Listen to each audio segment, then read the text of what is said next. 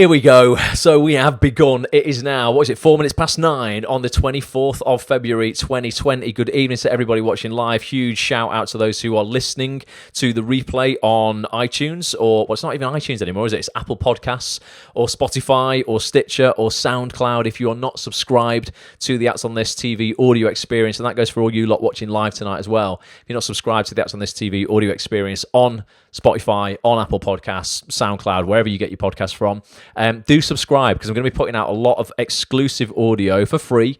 That's completely free, free podcast that I put out. That's where all the audio from these live broadcasts goes as well. I'm going to be putting out a lot more free exclusive stuff on there that you don't really get anywhere else. So do go over there and subscribe, and just let me know what you want more of. What kind of stuff that I'm putting out on there already you enjoy, and what other stuff that you guys want. So it is Monday, brand new week. Anything could happen this week. Get excited. I've had one of those days where I'm even susceptible to this, right? And I'm sometimes, I end up coaching people on how not to have days like this. Days where I've had so many people vying for my attention. I've ended up putting fires out all day. I feel like I've been so busy, I've not done anything productive at all. Even though I have got a lot of stuff done, but I feel like I've just been putting this fire out over there. Right, now reply to that, now reply to that, now reply to that. I haven't really got round to, getting your teeth stuck into something big, so you feel like you've actually made some real progress on something. Just think sometimes you just got to relinquish control of those days and go, you know what, there's a new day starting tomorrow. So I've got my planner here with everything that you won't be able to see that, everything that I need to do tomorrow, and the list is probably all of today's list combined with tomorrow's list. So that's been how my day has gone. Let me know how your day has gone. Hopefully it's gone well. Andrew's here, says, can I do 2 podcasts with Ross in one day? Well, I hope you can, Andrew, because we're going to be talking about the podcast I put out this morning, because it's possibly...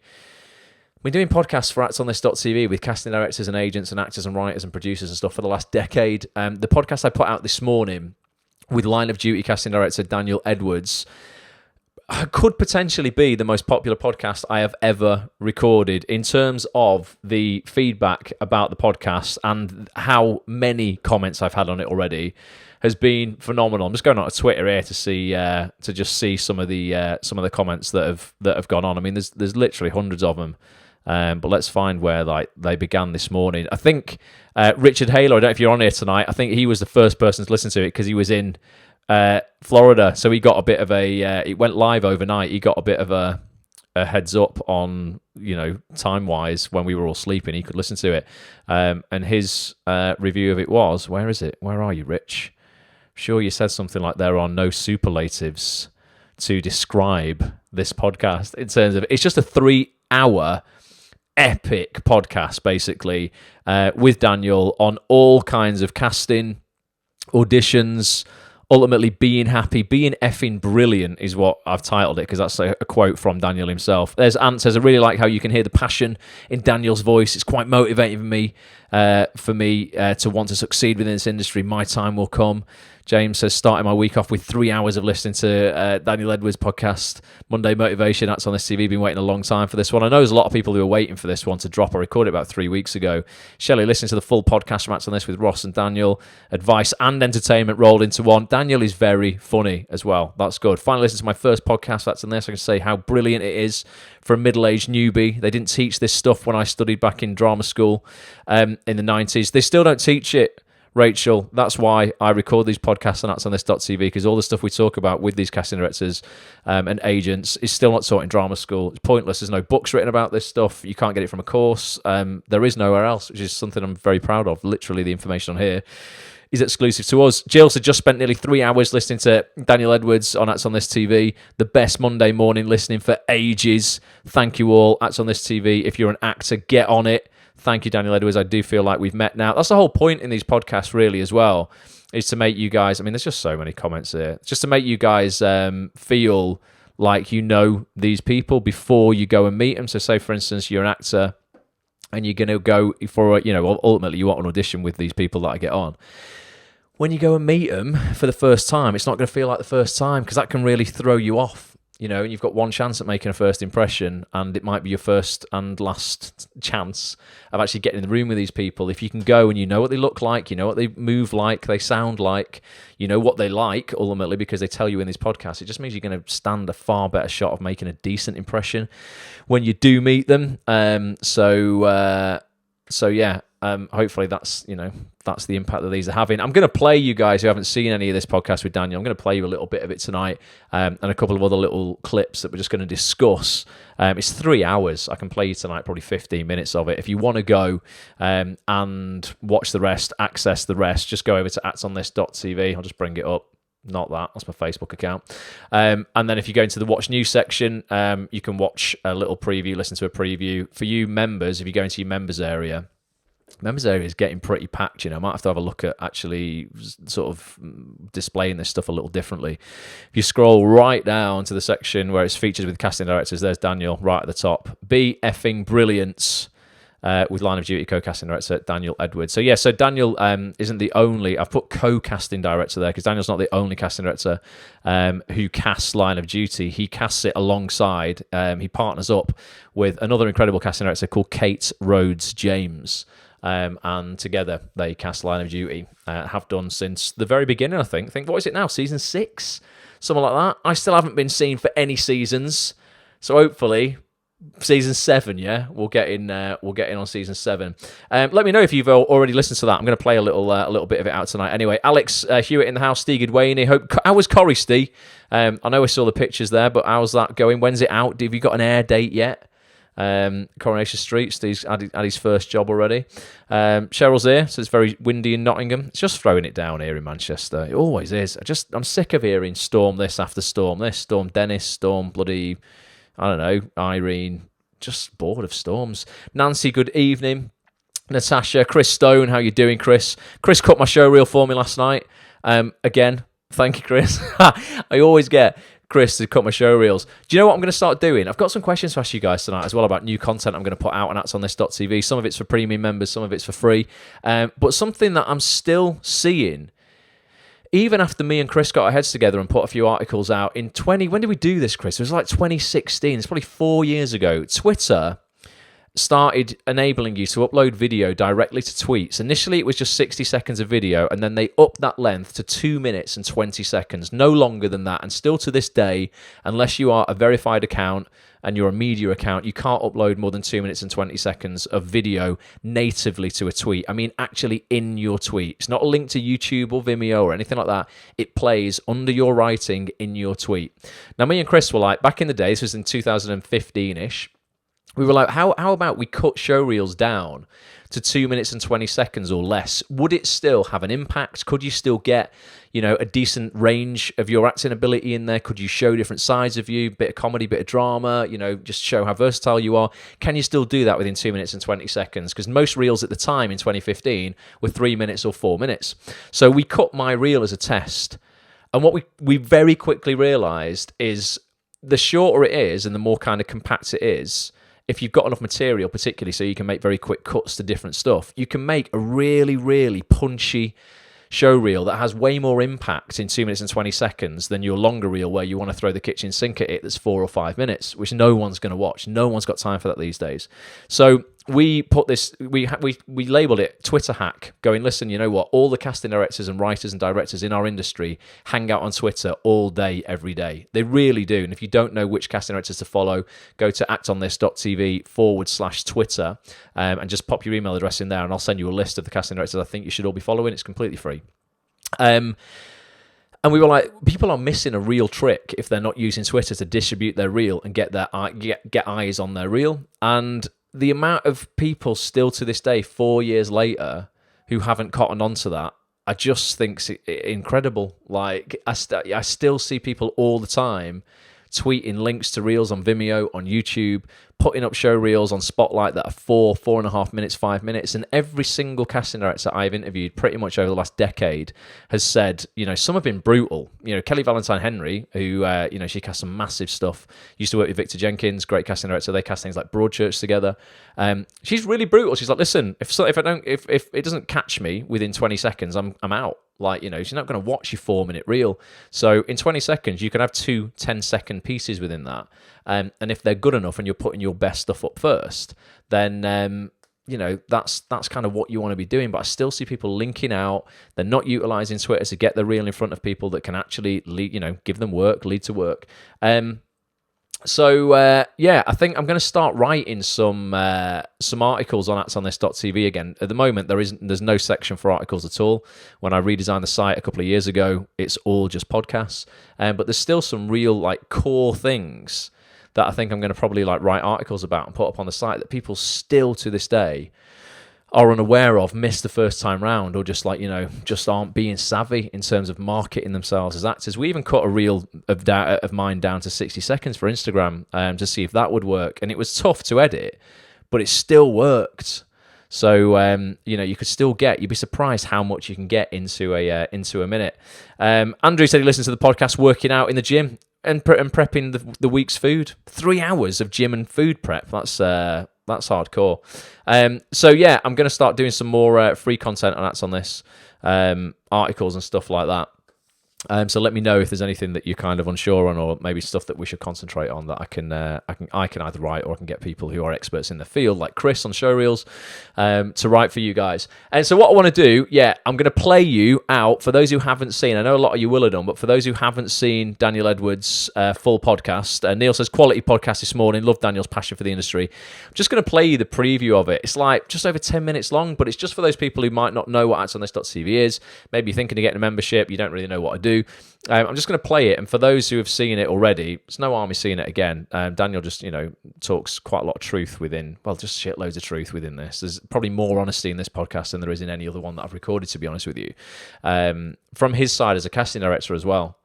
He talks about the Yes No campaign that Equity ran, and lots of people were getting on to casting directors for, going, you need to tell us if you're not giving us jobs. You have to tell us yes or no. Don't just tell us if we've got the job. And he talks really openly and vulnerably about actually how difficult that is, and what that means to him as a casting director, and how, to a certain degree, he felt victimized by that, in terms of actors weren't, in Equity weren't pointing their fingers at the executive producers and saying it's your fault, because ultimately they're the people who tell the casting directors who they're going to employ, or the directors, or just the production companies. The casting directors got it all in the neck, and he was like, that felt kind of a bit like bullying for casting directors to go, oh, it's all your fault, when they're just the messenger. At the end of the day, they are just directing the casting.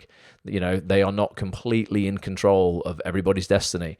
So he talks really openly about that. It's really cool. But I'll play this now. I can still see your comments. And this is just for people who've never met Daniel as well. He's a guy who you will in your career absolutely want to meet at some stage, because he casts some absolutely incredible stuff.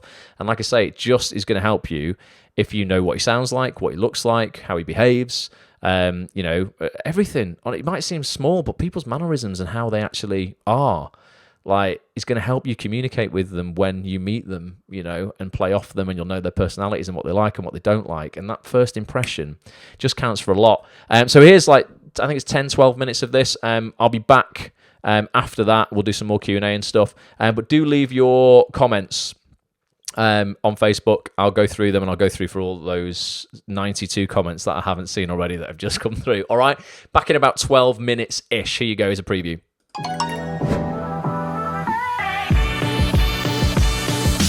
Daniel Edwards, welcome to my kitchen. How are you? I'm absolutely... I wanted to say some sort of humorous response to your kitchen. What do you think about it? It's pretty nice, I love your kitchen, but I couldn't think of anything witty enough and sort of kitchen appliance-esque humour to say to that. To start the podcast, do you know what colour it is? Now, I would call that, in Farrow and Ball world, maybe a mole's breath or an elephant trunk. No, it's cashmere. Do you know what? Was that your next guest? It was my next guest. That was his next guest. Daniel, it's amazing to have you here. You've travelled all the way up from London to be here. You've been on actonthis.tv now this is the fourth time, really. Kind of, we did a podcast initially. Yeah. I think that was in 2015. You'd just done Mr. Selfridge. I'd just done the first, when I took over Series 3. You took over, yeah. 2014. 2014? Yeah. Wow. That's no longer on actonthis.tv right now because it's a bit, it was a little bit dated, but it was still to this day the longest podcast I've ever recorded. The only one I had to put out in 2 parts. Sorry, I wasn't listening to that. I was listening to the fact that you called the podcast with me outdated. Yeah. So part of my soul and my ego just fell to the floor. Yes. Well, you've got a chance to redeem yourself today. Okay, there is a live relevant. There's a live broadcast that we did still on actonthis.tv. Oh, okay. It's the one that you didn't want to be envisioned for, though, because I had Bell's palsy and we pretended that you had a cold. Yeah. He went, "Oh, you can't put me on. You can't put me on." Off your face is exploding. It was horrendous. It was absolutely horrendous. Try casting. I literally just started a massive casting job, and the day before I got Bell's palsy. I didn't even know what Bell's palsy was. What even is it? Muscle. So you're literally it's all the same symptoms as a stroke. Oh, so God. I went to the hospital thinking I had a stroke, and actually it's Bell's palsy. And it happens to a lot of people, and your entire half of your face freezes. It takes weeks and weeks of really strong steroids. You can't speak, you can't drink properly because you can't open your mouth, so it just dribbles out. It's horrendous. And actually, when you don't know it's happening and you don't understand what it is, it's horrific. And just trying to have conversations with the exec producers about. Well, you can hear on the clip. We put a clip out the other day of it because there's still some gold within that that chat that we had, and you can hear you kind of like, we try to get away with it like, oh, Daniel's got a cold, but you can hear like, oh yeah, not working. It's horrific. Anyway, I digress. Well, we've got a lot to live up to now, basically, because I reckon this is probably going to be about 2 hours. I'm going to cap the 2 hours. It can't be 3.5 hours like that first one. But we've got just loads and stuff to talk about. We've just been in Costa Coffee. Other brands are available. I'll just pop that there for some product placement when they want to give us free coffee. But you know what? We should just recorded that chat. I've written notes of what we just talked about, and we're just going to kind of recap on some of that stuff and expand on it. I want this to be a different podcast on casting, and I really want this to be the one out of all the ones I've done so far for actonthis.tv over the last decade that really goes into detail on the realities of your job, because we kind of, we do scratch the surface and probably go a bit deeper than that with most guests, but it's really like, what actors can, get out of casting directors and how actors can be seen by casting directors. We don't really talk about the highs and lows of your job, really what that entails, the pressures of that, the adversity that you're facing, because you are facing as much adversity as actors, because you don't just get given jobs. You've still got to go out there and, I guess, there's competition for certain shows that you'll be up against your mates for. Yes. Yeah. We're freelance. A very small percentage of casting directors in the UK are full-time, contracted. And in America, more so, but the majority of us are freelance. So we're in exactly the same position. There's no difference really than when I was an actor. You are still, as you just said, you're vying for jobs, and as you progress in the industry, you're as good as the last job you cast. Yeah. And, you get the gig based on, when you start, you get to a certain level. Nina Gold and Kate Rez James, my lovely Kate Rez James, and incredible casting directors. You've worked really hard to get to that position, and then the work begets work. Because they're winning awards, they're up for this, they're up for, the shows are up for this, and there's a focus on it. And it's just like with actors. I think a lot of people watch television or film and you see a name scroll up, and if Nina Gold and Robert Stern are casting on something, that there's a certain pedigree definitely to that. So it's exactly the same. You are vying for work as you progress and move forward in the industry. So we are, hunting for the next gig that's going to pay our mortgage. Yeah, definitely. As with everyone else. I also say that, Bell's palsy last time, that actually I've pulled a muscle in my left arm. So actually I keep doing this. I'm going to keep doing this. He's not, he's just showing his guns off. I do not have them like yours, but I don't want it to look like people. It's not bad that. Yeah. When you did that, he definitely just did that as in like, oh yeah, I've got a really sore shoulder. I didn't want it to look like I was bored of your company and stretching because I was irritated and sort of.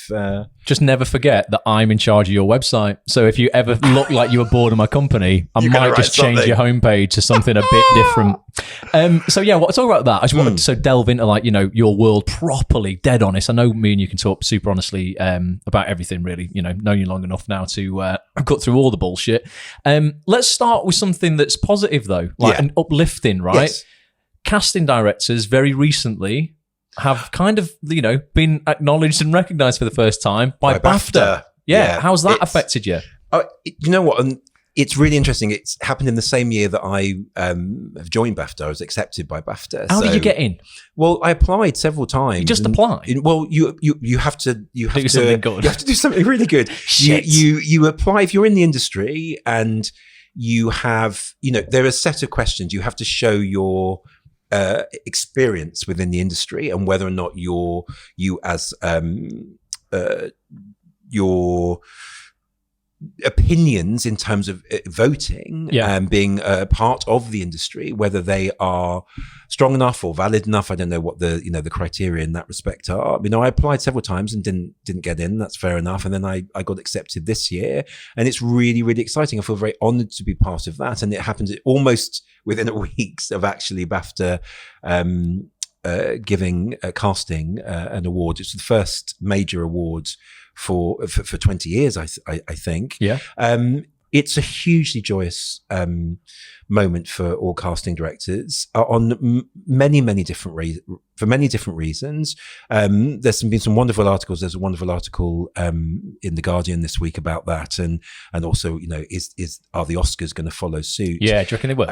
I think eventually, but it's something that my lovely Kate Rose James said. You know, it's finally opening up to the industry and also outside of the industry, actually what we actually do and our involvement in the process of film and television, and you know, obviously theatre is different. Hopefully they'll follow suit soon for the Olivier's, etc.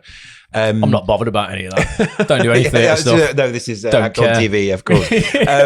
But it's a recognition from your peers. You know, and there's many people in the BAFTA voting.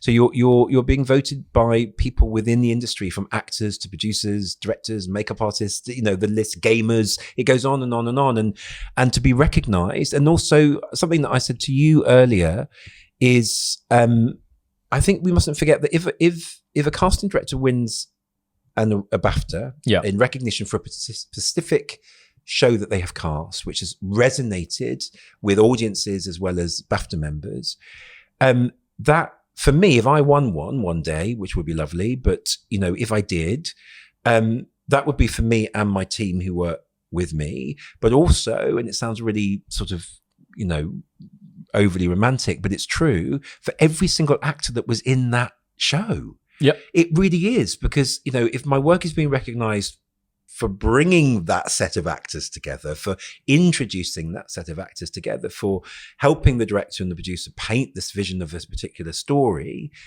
then it's each actor's part in that is as important as my role of bringing them together. So I will feel really, really proud. You know, if I fantasized about winning a BAFTA for any of the shows I've done in the last couple of years, and I would be incredibly proud that each person would be going home thinking, oh my God, this is brilliant. It's a light shone on that particular show.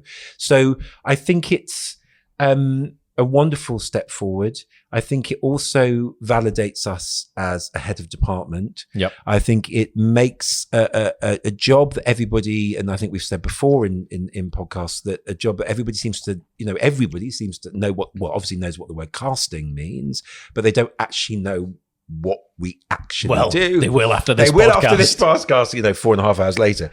So yes, we're incredibly honoured and grateful to BAFTA for the recognition, and incredibly excited that also, I have to say, and with film as well, that if a casting director wins a BAFTA, it also shines a light on that particular show. So therefore, maybe more people will watch that show or that film. Mm-hmm. And it's also the amount of people that work on something from, there's so many hundreds of people. And I think that's wonderful. I'm rambling now, but we're really, really touched, and we're really, really honored and really exciting. And to think, and you're not going to get a job and go, oh my God, I could win a BAFTA, but there's going to be something in the back of your mind. It's got to be there a bit, hasn't it? It's going to up the ante a bit. Yeah, if actors think, we always joke about, oh my God, is this my BAFTA winning performance? Yep. We joke like that. But the fact that every job that you do could potentially take it to that level. And also going back to what you said about being freelance,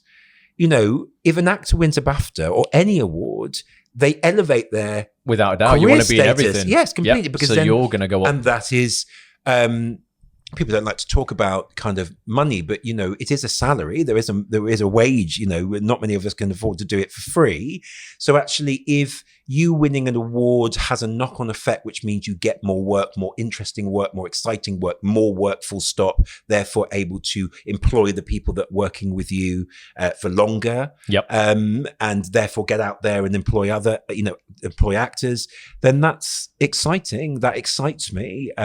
It's a wonderful thing, an exciting thing, and it'd be very interesting to see who the first winners are. Yeah, who the first winners are, and who that's going to be. And there's been some fantastic British drama made, and American drama, of course, but British drama as well. And especially within the CDG, we're all in competition with each other to a certain degree, but a lot of us are really good friends. I noticed Andy Pryor won his CSA award, which is just this is a man that's been.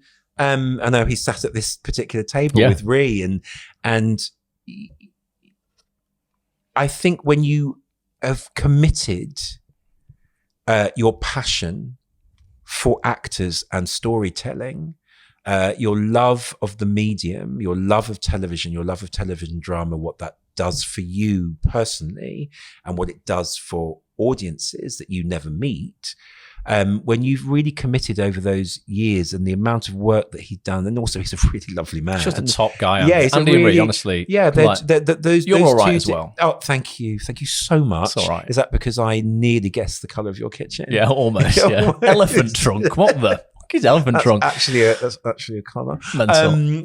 So I think that also it goes to show that you don't have to be a prick. To do this job, whether you're an actor or any head of department,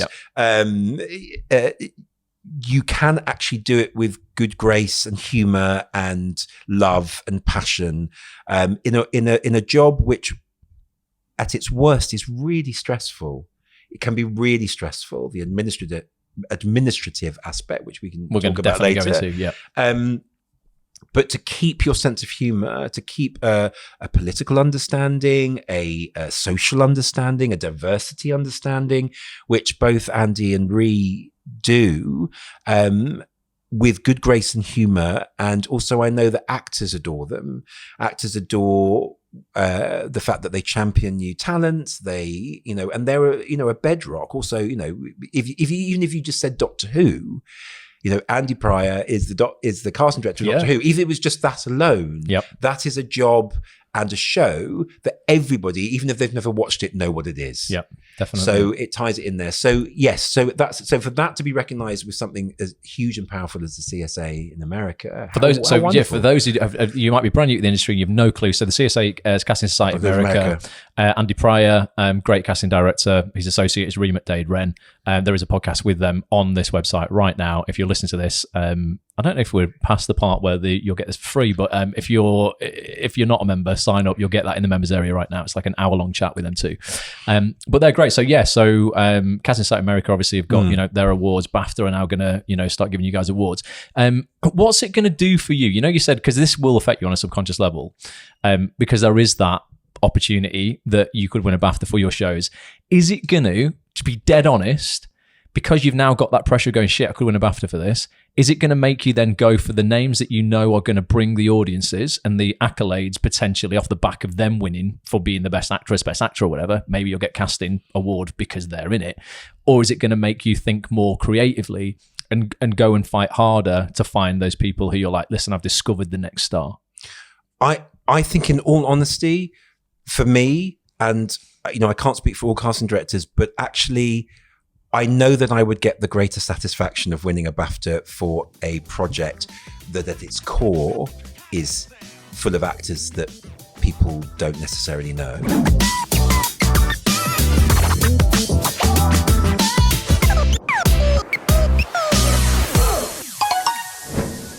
Oh, and if you do want to see see and hear another 2 hours and 45 minutes of that chat with Line of Duty casting director Daniel Edwards, one of, as you can tell from that brief chat you've seen of his, one of the nicest, just the most decent people in the acting industry, full stop.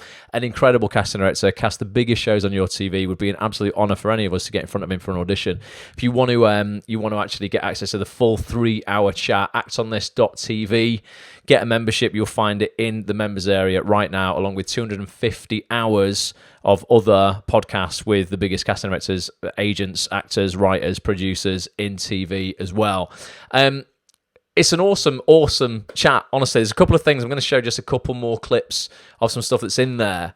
Only another, I don't know, probably combined 5 minutes of stuff that's in there, just because there's a few really salient things that I think as actors, everybody on here should be thinking about within their career. One of them, ultimately, is just how much you're enjoying this, or not, as it might seem, right? Because that's another thing that I see a lot of, an awful lot of on Twitter, is actors really unhappy doing this. And then they're taking that into auditions with them as well, because they're putting all of this pressure on themselves that if I don't get an acting job, I'm going to be miserable. And they don't realise they're choosing to be miserable. No one makes you do this. No one's holding the gun to your head and going, you've got to be an actor. You don't have to act. Remember, you get to act. You get to choose what you do for a career. What a privilege it is to be in a situation, live in a country, live in a society where you get to choose what you do for a living. Even if the process is hard and there is a struggle there, you're still choosing to do it. You don't have to do it. And I see a lot of people, and me and Daniel talk about this in the podcast, taking all of that anxiety, all of those nerves, all of that kind of self-deprecation and kind of I am not good enough, why me, I'm not going to, I don't deserve this kind of thing, into the room with them when they do get an audition with them, if they get an audition with people like Daniel. And he talks about how you'll instantly write yourself off in terms of just regardless, it'll affect your performance anyway, but even if your performance is all right, he's like, listen, the people that I really want to work with and the people that I champion and I see get the gigs are the people who come in and actually enjoy this process. So I'm just, again, really interested, because it's going to help me create more content for you guys to maybe get a hold on your psychology, your mindset, your belief system around this. I run a whole program called Bulletproof Actor at bulletproofactor.com once a year. The brand new version of that will be out later this year. But before that, I want to put a load of free articles out and stuff on actonthis.tv and some stuff, that's exclusive for members as well. But out of 10, just be really honest. Where do you think you're at in terms of actually enjoying this pursuit of, maybe you're an out-of-work actor right now, as most people are in between jobs. How much are you enjoying it?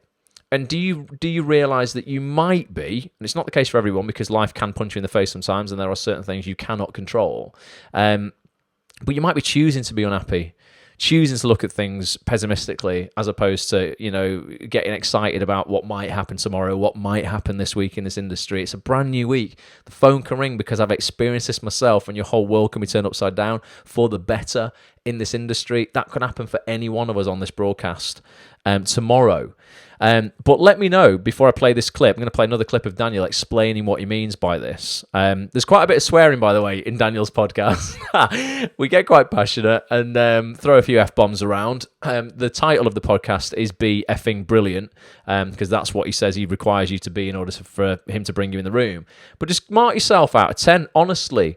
Where do you think you're at in terms of enjoyment? And this is something that will change as well. You might just right now be a 3 out of 10 because you just feel like you're in a flunk. I've not had the most productive day, and I could tell before I came on here tonight, I'm like, no, I need to choose now to up my energy and be here for you guys, because I was feeling frustrated with the lack of progress I'd made today in the things that I wanted to get done, hence me having a massive planner here with all the things that I've got to do tomorrow.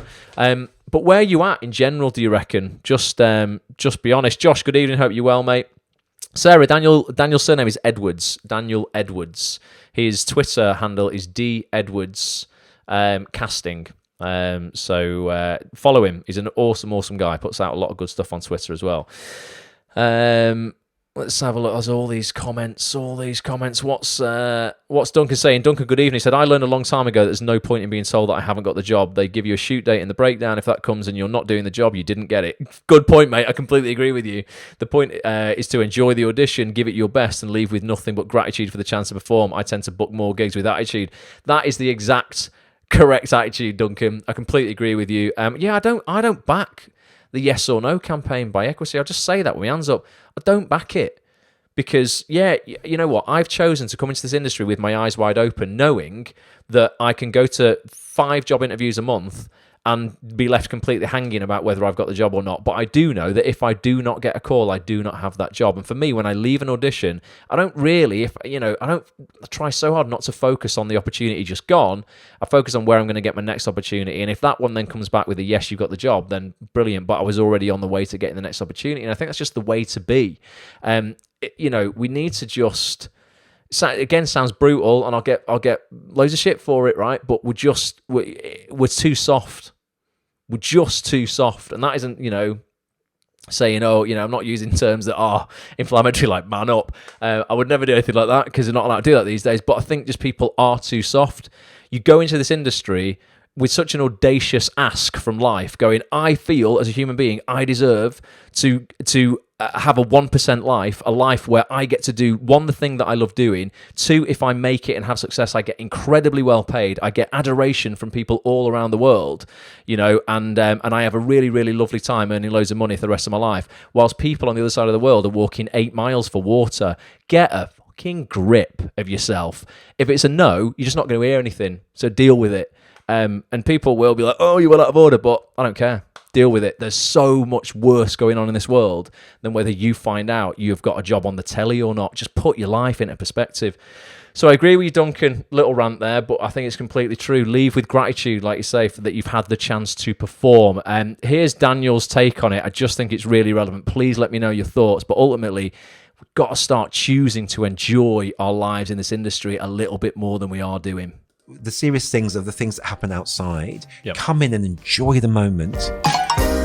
The privilege of being given a script and reading words of a character that's been beautifully written and beautifully executed, and someone has invited you in because they believe you are going to understand that character and give us something that's going to make that character come alive. What an exciting privilege. Enjoy the fucking 15 minutes. Enjoy it. Yep. Enjoy it. I know it's hard. I'm making it sound much more simple than it is, but enjoy those moments. Go outside into the real world and think of all the politics and the shit.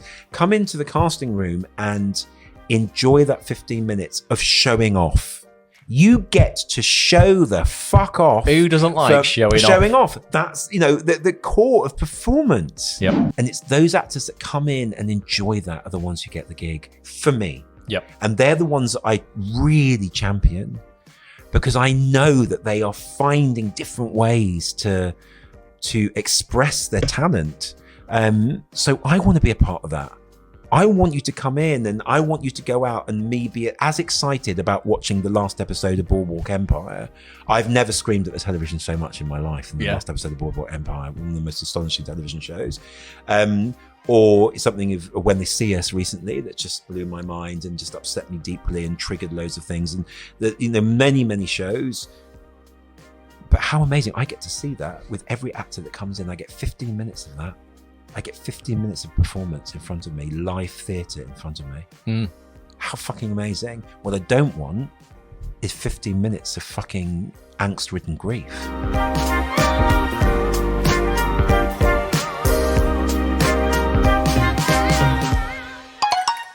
Boom. Just another little couple of minutes from Daniel Edwards. But it's true though, isn't it? You get to show the F off, as he says, and you should be enjoying it. You should not be walking in, giving him 15 minutes of angst-ridden grief, as he says at the end there. So it's just, again, something to think about this week. I want you to make the excitement of something good happening this week louder than the fear and the anxiety of nothing happening this week. And you have so much more control over that thing happening than you think you do. Please don't just sit there waiting for your agent to call or waiting for something to happen or someone to come and discover you, because it won't happen. You feel nice as a human being, and you feel like, fulfilled when you are making progress, and you can do so many things in your career, in your life to make progress. That you are completely in control of. So do that. I had a great conversation with Chris Stone at the weekend. We went to watch a couple of films at the weekend, by the way. I don't get to the cinema enough, right? And I'm trying to make a conscious effort. It's ironic as an actor going, I want to be in these films that I don't watch enough. I just know I don't watch enough. And it's all the time I put into Acts on This.tv, to be honest with you. I spent a lot of my life doing this. But I went to see two complete polar opposite films. Sonic the Hedgehog with Jim Carrey, the new one. Anyone seen that? It's really good. Honestly, solid comedy. Anyone who played Sonic the Hedgehog as a kid, anyone who had a Mega Drive who's now in their 30s, it will open up a lot of reminiscing for you. And I watched 1917 as well, a very different film. Both phenomenal, very, very good. But it just got my juices flowing, going, you know what? I am, and I've said this on loads of these broadcasts, I am definitely ready now to make something of my own, to put myself in something, to write a film. Me and Chris got our heads together and we're thinking about stuff we could do together. And when you start realizing just how more control you have of your career than you probably appreciate, in terms of there's nothing stopping you making your own stuff, making a web series, making a 5-minute short, doing something on your iPhone. It doesn't have to be anything spectacular. Get a TikTok account, go on TikTok, post some comedy skits. You could have quite literally 200,000 people. I've seen people do this, literally, following your account within about 6 weeks. If you have a couple of, very decent sketches on there that a lot of people watch and, and will share on TikTok. It's an incredible platform right now that has growth on it that you will not see anywhere else. People are like, oh no, I don't want to go on TikTok because it's for kids. No, it's not. Some of the biggest celebrities and biggest actors in the world are now using TikTok to, put their material out there. Explore that. You don't need a fancy camera. You don't need to spend weeks and weeks writing scripts. Just, start putting stuff out. Interesting to see people's scores. They give themselves out of 10. Bobby's on an 8 or a 9. Excellent, Bobby. Gary's on an 8. Tanika's going 6 or a 7. Right now, I said, if you asked me 2 weeks ago, I'd have been on a 3. Now today I'm on a 6 or 7. Well, that's awesome. You've doubled it. You've more than doubled it in a couple of weeks. Let's get you up to a 9. Ryan says 6 out of 10 now, but tomorrow's a new day. It is indeed. Brock, Alex, he says effing 10, bro. He's just on it. But you get it. He says, I could be stacking shelves at Sainsbury's for a living. I remind myself of that every day. I used to work in a computer game shop in the Trafford Centre, literally stacking shelves, ultimately selling toys to children. I was like, how old would I have been at that point? I would have been about 26, 27, something like that. I was like, I just need to take control of my life and get out of here. And I didn't feel at the time I could, because I felt I needed to work these 40 hours a week in the shop to pay my life. And then I had the weekend ultimately to hustle for my acting career. It was never, ever going to work. A whole load of limiting beliefs about why I couldn't leave and why I was stuck. The second I went, screw it, save up a bit of money. I've now got 3 months worth of money to just get out, and I have to make something work within that next 3 months. I did it, and then it did work because I guess the fear is a good thing in a way sometimes. I had to make sure that I didn't go back, basically. I'd leapt and I needed the net to appear, and luckily it did. But you could absolutely, you guys could do that if you are stuck in a situation you don't want to be in. I was totally making myself unhappy, says Alison. Now I just love being in the room when I get there. Good. Because it will show, Alison. It will show so much, and people will feel that energy, and they'll go, you know what? It's out of Alison or Karen. I don't know who Karen is. And, Karen might even been more talented. Might have done a better read. But you know what? Karen just comes across as a negative dick. So you know what? Alison would be so much better to have on set for this one episode of this thing that we're doing, because she's the one who's going to hunker down and get the shot done when it's 5 to 7 and we're losing daylight. We're making her do it for the 6th time. Alison's not going to complain. Karen would complain. So you know what? Forget it. Makes a difference. Honest to God. Gratitude and just try to leave people better than you found them makes a difference. Phil, good evening. Hope you're well. Ryan says he would rather we were told no. It's just another reason to keep checking your emails for a turn down. We weren't told no. Yeah. Exactly, Ryan. Definitely. Just another reason. It is just another reason to just check your notifications and procrastinate. Maria's saying she's a 10. Excellent.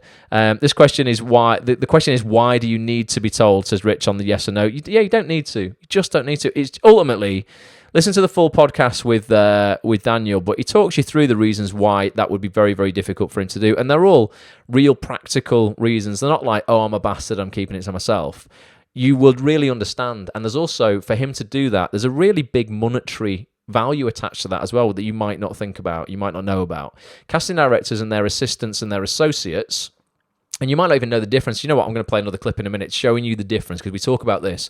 The difference between casting assistants, casting associates, and casting directors. There's a big difference. A lot of actors they don't know the difference between an assistant and an associate. They think they're the same thing. They're not at all. There is years of experience between an assistant and an associate. There are nothing wrong with assistants, but they have nowhere near the knowledge of an associate. So be careful when people are selling you bullshit workshops for £100 and they're telling you it's from some mega casting director's office, but they're just an assistant. There is nothing, I'm not knocking it, there is nothing wrong with an assistant, but don't let them just mask that and not tell you they're an assistant. I see people doing this, lots of workshops do this. They'll pick a big name like Shaheen Baig, cast Peaky Blinders, lots of really good stuff, and they'll say, such and such a body from Shaheen Baig's casting department is coming to run a workshop and it's £100. Everyone goes, oh my God, Peaky Blinders, I've got to go, take my money. These workshop people make £2,000 a morning, £2,000 in an afternoon because they cram 25 actors in, and this person is an assistant. Now, they do have info to offer. Without a doubt, they will still know casting better than an actor who doesn't know casting. But just be careful, because don't let people blag you, by selling you something that it isn't. They need to... I wish, people would just be honest. They need to start saying, Dave from... Dave, a casting assistant from somewhere, because you can just then put it into context and go, right, okay, do I want to go and see Dave? And you might still want to go and see him. Might still be worth it, but I just like honesty and authenticity. So there are differences between assistants and associates, and obviously a casting director. Here's a clip if you don't know. Give me 60 seconds on the difference between a casting assistant and a casting associate. Again, we're just teaching. 60 seconds. 60 seconds. Oh my God. Okay. A casting assistant is starting from scratch. They may have come from an acting background or production background, and they are working from the ground up. So they're probably starting, like, for example, Tom has worked sort of in the industry, trained as an actor, never worked in television before. So I'm teaching him everything from every single element of the casting process. Yep. Teaching him that, how it works, the structure, the infrastructure of television casting and how it works. And then they learn all of those different elements, all the administrative aspects of it. A casting associate is usually somebody who's been an assistant for quite some time, has maybe started casting their own work, short films, low budget films. Their understanding of the industry is much more knowledgeable. They're further down the line. They're very solid in all aspects. I, for example, wouldn't get Tom to do the deals on a project. Yes, okay. He's not there yet. Yeah. I haven't taught him that. That's much further down the line. And by the deals, you mean the casting money, advice notes, the money, exactly, the steps. all of that, the deal with the agent as to all the elements of the actor that we're casting. But then the casting associate is across every single point of the casting process. They are somebody that the casting director trusts implicitly. For example, if I can't make a casting for whatever reason, I can send Lucy. If I know that I'm not going to be in the office because I'm en route or I'm underground, I can tell a director or producer, speak to Lucy. Yep. Lucy is across every single element of every single project that I'm doing, and so therefore can speak for me. She understands my taste. The hardest thing about a casting associate is that you're ready to go. You're ready to be a casting director in your own right, but you're still working under the banner of somebody else. So actually the buck stops with the casting director.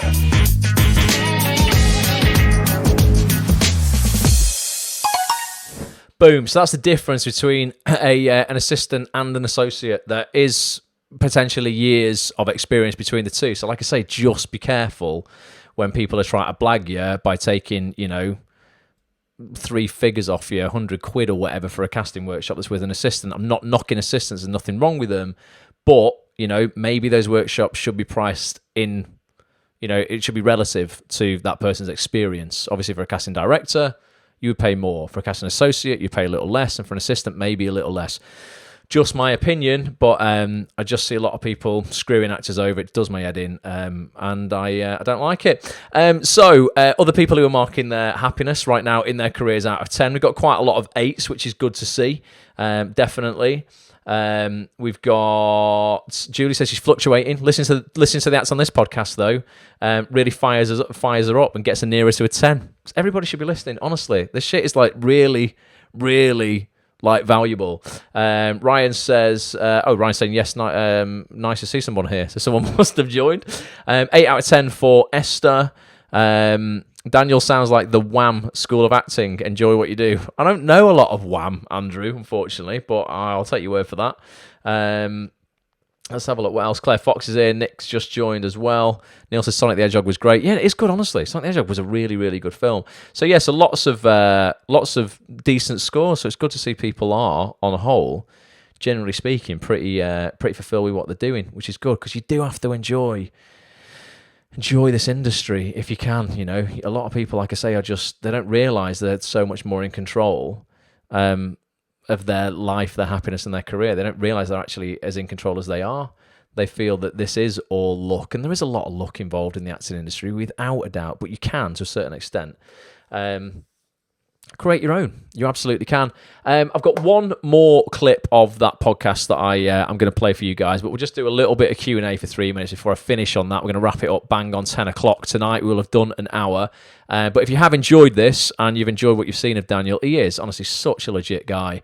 One of the best casting directors in the industry. Will only go on to cast bigger and bigger projects. Already casting the biggest projects on TV, but he's also casting, you'll hear him in the podcast talk about he's casting for Sky. He's doing a whole pilot season right now, literally right now, for a really large American network. And he cast the entire pilot season, as in like every show, not one show, but if this network, we couldn't tell you who is not allowed, and he wasn't allowed. But say they're doing 12 shows a pilot season, he's casting all the English parts in every single one of those shows where it's required. So he's casting a lot of stuff at any one time. But if you want to listen to the whole 3-hour podcast, along with another 250 hours of podcasts with the biggest casting directors, agents, and actors in TV, get over to actonthis.tv. Get your membership. It'll be the best thing you do for your career. It'll cost you the price of one latte from Starbucks a week. So many people are like, oh, I don't have any money. And like every actor seems to have the money. I follow them all on Instagram. This is the thing, right? People who tell me they've got no money to invest in their careers, right? And if they genuinely haven't, you know what? I'll do what I can to help them earn more money. But so many people, and this isn't just actors, this is people in life, are like, oh no, I can't afford the gym, or I can't afford, acting lessons or whatever. Everyone seems to be able to afford a nice latte with some latte art on the top of it at a boutique coffee shop somewhere in Shoreditch, where they put a picture of a book or a script next to it, put their sunglasses out, or like, I don't know, something else that's like a journal, with their cup of coffee, and they're like taking a picture from above and then writing a nice Instagram post, hashtag actor's life, learning this script today. And then behind the scenes, they're just complaining to hell that they haven't got any money to do anything when the coffee just cost them £4.50. So don't do that. Invest it in something worthwhile. Andrew Alton Reed, hope you're good. Thank you for being here. Angie's here. Great chat as always. Lee Petch is in the house. Petch, what are you doing here? He's only just gone home. Petch works for me here now, and like he's only just gone home, and yet he's back. He's back watching tonight. Thank you for watching, Petch. You'll be back here in the morning, 11 o'clock. Don't be late, and do get the brews from Costa. We do get some free ones now and again. So while I'm slagging off spending money on expensive coffee, we've figured out a way to not do that anymore, which is good. Right, I'm going to play. Anyone got any last questions before we go? You got literally 60 seconds. And if you need help with anything at all, let me know. Nicoletta says, kick me up the bum. Nicoletta, come on, what you doing? What you doing? Are you just procrastinating? What you're afraid of? You've got one life. The odds of you being born was 400 million to 1. No. 400 trillion to 1. You have more chance of winning the Euro Millions 14 times on the bounce than just being born, and you are going to die. That's the brutal reality of that. Why do you care so much about what other people think of you that you're probably holding back and not putting yourself out there for fear of rejection, fear of someone thinking you're shit, or I won't film that monologue, or I won't film that thing and put it online because what if people don't like it? Doesn't just go for you, goes for everyone. And I myself, still I'm victim of this sometimes where I'm like, oh, okay, right, should I do that? Oh, I don't know. And I just like, no, just do it. Just do it. Who gives a shit? Who cares, right? When people who are so famous like Michael Jackson, and can have all that success, can die, they trend on Twitter for like a week. We play a few of their songs and then people just forget. Why are you worried? Why are we worried about what people think of us? Ultimately, it's liberating when you realize no one gives a shit about us in a really nice, uplifting, liberating way. Thus, do what you want with your life. Put yourself out there. Go and ask people for what you want, because what are they going to say? No. Brilliant. Well, there you go. At least you know. And generally speaking, life will pay any price you ask of it, but you're just not asking for enough. So hopefully that's a good kick up the bum for you, Nicoletta. Get yourself an actonthis.tv. Listen to these podcasts. That's the thing as well. It's called Act on This, right? Listen to these podcasts, right? I include all the social media details for these casting directors, for these agents, for these actors. Network with these people. Reach out. Don't ask for shit straight away. Don't go, oh, listen to that. Give me an audition. That's bad, right? Give value first. Reach out. Say thank you. What you enjoyed about it. Why you enjoyed it. What you're now going to do differently, and then build rapport with these people online so they like you, know you, and trust you. And then when they like, know, and trust you, then you can give them a cheeky little ask for something down the line, right? This is how ultimately relationships are built, and you can win friends and influence people in a really nice, authentic, ethical way. So when you've listened to these, you'll find so much out about these people's lives. I always ask personal questions to them at the ends of the podcast. We'll talk for 15 minutes about really personal stuff in their lives. You get to know them as people. Something within that chat might resonate with you. You may have been through a similar adverse situation. You can relate to them on. You can drop them an email, say, listen, I am an actor, but I'm not asking for a cast or anything like that. I just wanted to say, when you spoke about your dad or your mum or this, that, and the other, that really resonated with me because I've been through something like that as well. Here's how I dealt with it. Just wanted to reach out and give some support. Like, just be nice, be kind, and be good. But listening to this stuff will let you into these people's lives in a way that a workshop that you'll pay over £100 for or whatever sometimes will never do. This will let you into their lives in a way that is never possible at a drama school, at an acting class, in a book. These are real human conversations, and there's 250 hours of them on the website. If you're not listening to them, I truly believe and feel it in my heart, you are doing yourself a disservice, and you are potentially wasting years of your life figuring this industry out on your own. So do check it out. Duncan has been very clever and bought himself an espresso machine. Mate, so have I. Get capsules from Nespresso for like 25p. That is the way to save money, without a doubt. Thank you, Michelle. Thank you, Andrew. Thank you, everybody. Time management, says Nicoletta. Nicoletta, this is audio. Whilst you're cooking your tea, pop headphones in. Whilst you're, without being crude, on the loo in the morning, play it on your iPhone. Get these in 10 minutes at a time. Whilst you're on the train, whilst you're walking the dog. No excuse. I used to give myself that all the time, but then I would find myself going, oh, I've just been on Facebook to post something that was relevant and to post something for Acts on This. But whilst doing that, I've just spent 7 minutes watching a dog lick a baby's face. Yeah, it was cute, but that's not going to do me any good. I could have had something on in the background and we're listening to something that's actually going to move the needle in my life. So time, everyone's got time. When it's audio, everyone's got time. You absolutely have time to take this stuff in.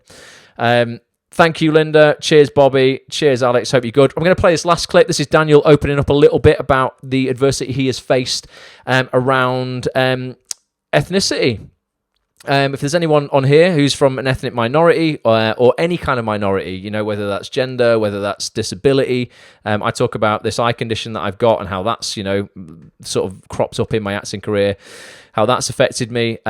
Ultimately, yeah, we're talking about when you're kind of like in a minority, but almost, it's kind of tricky, but you're almost not enough in that minority. It's like you are. So for me, it's like, right, I have a disability. I'm visually impaired. I'm partially sighted. But because you can't see that disability, I don't remotely kind of like, I don't fit into that bracket that somebody who was physically disabled would fit into.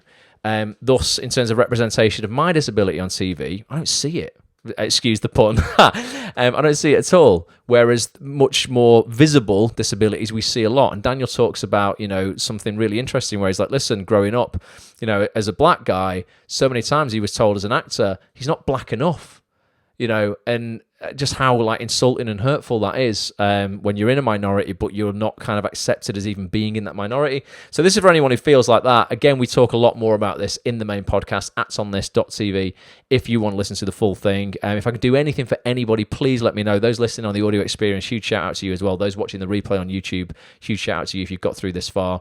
Tweet me at actonthistv, at Ross A. Grant. Email me anytime you want, ross@actonthis.tv. If you've got any questions about becoming a member of Act On This, please reach out. But just look at the Twitter comments on my feed of stuff that, and people, their comments of people who are listening to this stuff. It is changing people's careers for the better every single day. So I hope to see you on the site soon. Until then, here's this clip from Daniel. Hopefully you'll like it, and I'll catch you with you next Monday, guys, 9 p.m. Until then, bye for now. People are horrified when I've said this.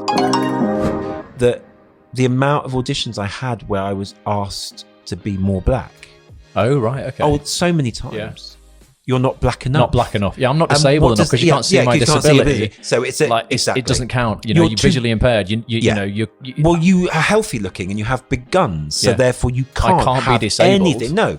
How could you possibly be disabled? Bullshit, isn't it? Yes, it's bullshit, and the offence of that hits you to your core, and it's then you could say, what does that mean, black enough? I know what that means.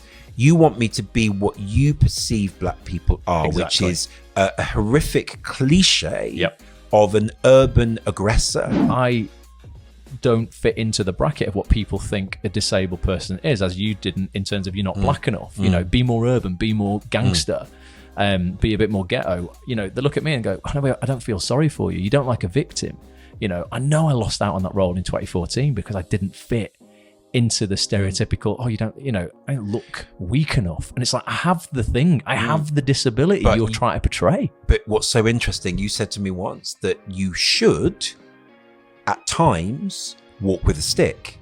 Because actually, that would aid you in certain situations. Now, But isn't it interesting, if you used that stick, people would think I was cheating. No, I don't think they would. I think that if you use that, and I'm not saying you should do this, what I'm saying is people's perceptions. Isn't it interesting to think that if you chose to have that stick that aided your vision and aided your the way that you move forward, if you had that with you all the time, suddenly your entire view, other people's view of you me would change. It's the same as you being in a wheelchair. Yeah.